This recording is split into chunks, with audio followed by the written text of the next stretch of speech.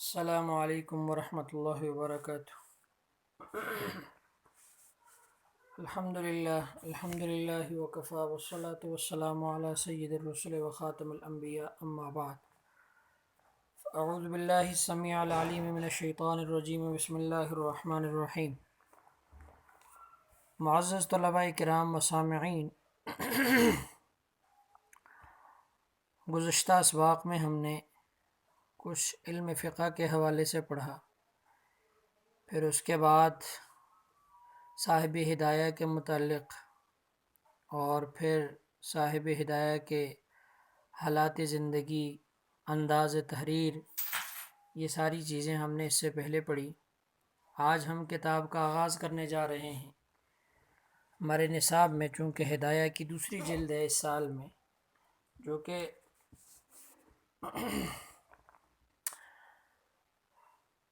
بنین یعنی طلباء کے مدارس میں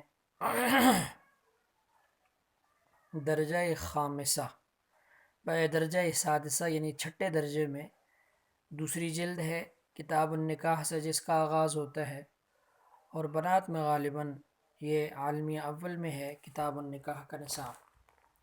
بہرحال کتاب النکاح، اس سے پہلے اگر آپ اوپر دیکھیں گے تو کتب خانے والوں نے اوپر ایک آیت لگائی ہوئی ہے، وَمَن يَتَوَكَّلْ عَلَى اللَّهِ فَهُوَ حَسْبُهُ، وہ شخص جس نے بھروسہ کیا اللہ پر، فَهُوَ حَسْبُهُ، پس اللہ اس کے لیے کافی ہے۔ یہ بڑی بات ہے، بھروسہ صرف اللہ کی ذات پہ ہونا چاہیے، کسی اور پہ نہیں۔ اسباب ضرور اختیار کرنے چاہیے، لیکن بھروسہ اللہ تبارک و تعالیٰ کی ذات پہ ہو۔ تو اس کے بعد کتاب النکاح، کتاب آپ جانتے ہیں کہ جس میں مختلف انواع و اقسام کے مسائل ذکر ہوں، وہ کتاب ہوا کرتی ہے۔ پھر اس کو آگے باب اور فصل میں بھی تقسیم کرتے ہیں۔ تو کتاب النکاح، اس سے پہلے جہاں جلد اول کا اختتام ہوتا ہے وہ کتاب الحج پر ہوتا ہے، تو سب سے پہلے ربط ماقبل سے، اس سے پہلے حج کو بیان کیا، اور اس دیگر یعنی عبادات تھی، اس میں زکوٰۃ بھی، پھر صلاۃ، طہارت وغیرہ وغیرہ۔ یہاں سے آگے یعنی کتاب النکاح سے مصنف علیہ الرحمہ معاملات کو بیان کر رہے ہیں۔ عبادات کے بعد معاملات، اور معاملات میں سب سے پہلے کتاب النکاح کو ذکر کیا ہے۔ اس میں دونوں پہلو ہیں، ایک معاملے کا پہلو بھی ہے اور دوسرا عبادت کا بھی ہے، اس لیے عبادت کے بعد اور بقیہ معاملات سے پہلے سب سے پہلے نکاح کو ذکر کیا ہے۔ نکاح عبادت بھی ہے اس طور پر کہ تمام کے تمام انبیاء علیہم السلام کی سنت ہے، اور پھر یہ کہ نکاح کو حدیث کے اندر نصف ایمان اور نصف دین کا درجہ دیا گیا ہے، جیسا کہ سنن بہقی وغیرہ میں روایت ہے کہ اذا تزوج العبد فقد استکمل نصف الدین فلیتق اللہ فی النصف الباقی، کہ جس شخص نے نکاح کیا پس اس کا آدھا دین مکمل ہو گیا، وہ بقیہ آدھے کے بارے میں اللہ سے ڈرتا رہے۔ تو اس طور پر تو یہ نکاح کیا ہے؟ عبادت ہے، اور من وجہ معاملہ ہے، وہ اس طور پر کہ انسان اس نکاح یعنی اس عقد کے ذریعے سے ایک یعنی کیا کہتے ہیں اس کو، ایک جسم انسان یعنی عورت کے ایک حصے کو، جسم کے ایک حصے کو خریدتا ہے مال کے ذریعے سے، جو کہ مال مہر کی صورت میں ہوتا ہے، یعنی مل کے بضع کا مالک ہونا، یعنی بضع کا مالک ہونا، ملکیت بضع، کس کے عوض؟ مہر کے عوض۔ تو یہ ایک معاملہ ہے، اور پھر یہ کہ چونکہ اس میں ایجاب و قبول ہوتا ہے زوجین کی طرف سے، تو اس طور پر بھی یہ معاملہ ہے، اور پھر اس میں قضاء قاضی کی ضرورت پڑتی ہے، تو اس طور پر بھی یہ کیا ہے؟ معاملہ ہے۔ تو کہنے کا مقصد یہ ہے کہ نکاح جو ہے وہ متردد ہے بین العبادہ والمعاملہ، ٹھیک؟ تو اس لیے مصنف علیہ الرحمہ نے عبادات کے بعد سب سے پہلے کتاب النکاح کو ذکر کیا ہے معاملات میں سے۔ اس تمہید کے بعد آپ یہ سمجھیے کہ کتاب النکاح کتاب کے بارے میں نے آپ کو بتا دیا کہ وہ حصہ، وہ جز کہ جس میں مختلف انواع اقسام کے مسائل ذکر ہوں۔ ان نکاح، نکاح کے لغوی اور اصطلاحی معنی۔ نکاح کے معنی ہے الضم، ملانا اور جمع کرنا، دو معنی آتے ہیں، ملانا، جمع کرنا۔ اور نکاح کا اصطلاحی معنی ہے ہو عقد یفید ملک المتعۃ، وہ ایسا عقد ہے جو ملک متعہ کا فائدہ دیتا ہے۔ ہوا عقد یفید ملک المتعۃ، یعنی ایسا عقد کہ جس کے ذریعے سے انسان ملک متعہ یعنی بضاعہ کا مالک ہو جاتا ہے۔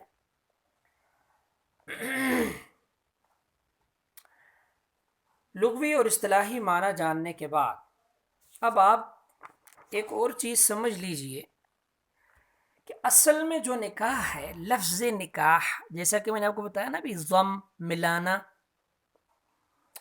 تو یہ چونکہ بدرجہ اتم پایا جاتا ہے وطی میں، جماع، ہم بستری میں، تو اس لیے نکاح کو وطی کے معنی میں منتقل کیا گیا، ٹھیک۔ اور پھر چونکہ وطی، ہم بستری اور جماع یہ کب حاصل ہوتے ہیں؟ تب کہ جب عقد نکاح ہو جائے۔ تو عقد نکاح چونکہ قدرت علی الوطی کا سبب بنتا ہے، یعنی وطی اور جماع کا سبب کیا ہے؟ پیچھے عقد ہونا، ایجاب و قبول ہونا، نکاح ہونا، تو اس لیے سبب ہونے کے، یعنی عقد جو کہ سبب بن رہا ہے وطی اور جماع کا، یعنی ضم اور ملنے کا، اس لیے اس کو بھی کیا کہہ دیا گیا؟ نکاح کہہ دیا گیا۔ تو آپ کہہ سکتے ہیں کہ مجازن عقد کو بھی کیا کہتے ہیں؟ نکاح کہتے ہیں، ورنہ نکاح کے اصلی معنی کیا ہے؟ ضم اور وطی کے ہیں جی۔ تو مجازن عقد کو بھی کہا جانے لگا، تو اس لیے اب جو ہے وہ کیا ہے؟ مجازن اسی معنی میں، عقد کے معنی میں ہی استعمال ہوتا ہے، لیکن سمجھنا چاہیے کہ حقیقت میں یہ کیا ہے؟ وطی کے معنی میں ہے۔ اگر یہ بات بھی آپ نے جان لی تو اب آپ ایک اور بات یہ سمجھیے کہ نکاح کی باعتبار ناکح اور ناکحہ کے، یعنی نکاح کرنے والے اور نکاح کرنے والی، یوں بھی کہہ سکتے ہیں کہ باعتبار ناکح اور باعتبار منکوحہ کے، ٹھیک، تین قسمیں ہیں۔ بعض نے 4 بیان کی ہیں، تو 3 قسمیں اپنے پاس ذہن میں رکھیں۔ نمبر 1 سنت مؤکدہ، نمبر 2 واجب، نمبر 3 مکروہ۔ سنت مؤکدہ عام حالات میں کہ اگر ایک ایسا مرد جو نان نفقے پر قادر ہو اور مہر کی بھی استطاعت رکھتا ہو، جماع پر بھی قدرت ہو، یعنی بیوی کی تمام تر خواہشات کو پورا کر سکتا ہو، تو ایسی عام نارمل حالت میں نکاح کرنا سنت مؤکدہ ہے، ٹھیک۔ یہ نمبر 1 قسم۔ نمبر 2 جو واجب میں نے آپ کو بتائی کہ جس میں شہوت کا زیادہ غلبہ ہو اور مذکورہ چیزیں بھی کیا ہوں؟ مذکورہ اشیاء یعنی نان نفقہ ہے، مہر کی ادائیگی ہے، وغیرہ وغیرہ پر بھی کیا ہے؟ قادر ہے، تو ایسی صورت میں نکاح کرنا واجب ہے، یعنی خوف ہو انتہائی زیادہ، یعنی کیا ہو؟ شہوت کا غلبہ ہو، تو پھر نکاح کرنا واجب ہو جاتا ہے۔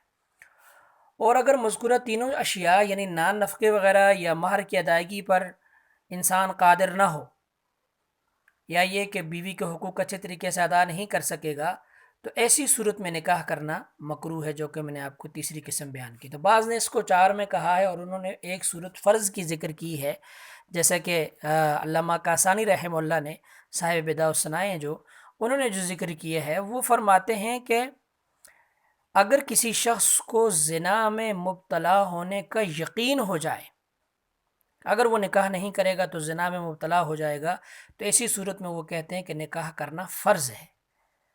تو آپ یوں کہہ سکتے ہیں، 4 قسمیں بنا لیں، یا اس کو پہلے وہی 3 اقسام میں سے واجب کے درجے میں رکھ دیں کہ واجب کیا ہو؟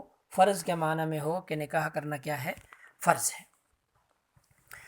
اس بات کے جاننے کے بعد عام حالات کے اعتبار سے آپ یعنی ایک بطور لطیفہ کے اپنی سمجھ کے ایک بات یہ ذہن میں رکھیں کہ نکاح نام ہے 6 چیزوں کا. کتنی چیزوں کا نام ہے؟ 6 چیزوں کا، جن میں سے 2 فرائض، 1 واجب، 3 سنتیں ہیں. فرائض میں نمبر 1 ایجاب و قبول ہے، یعنی ایک اس میں سے آفر کرتا ہے، دوسرا اس کو ایکسیپٹ کرتا ہے، تو ایجاب و قبول. نمبر 2 2 مسلمان گواہوں کا موجود ہونا. یہ 2 چیزیں کیا ہیں؟ فرض ہے نکاح میں. واجب اس کے یعنی اس میں حق مہر، یہ کیا ہوتا ہے؟ واجب ہوتا ہے بطور نتیجہ کے، دینا ضروری ہوتا ہے.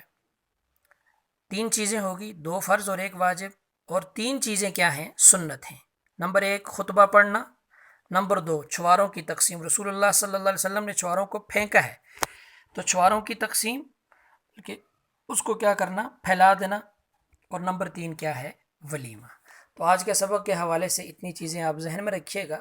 اللہ تبارک و تعالی میرے اور آپ سب کے حامی و ناصر ہوں.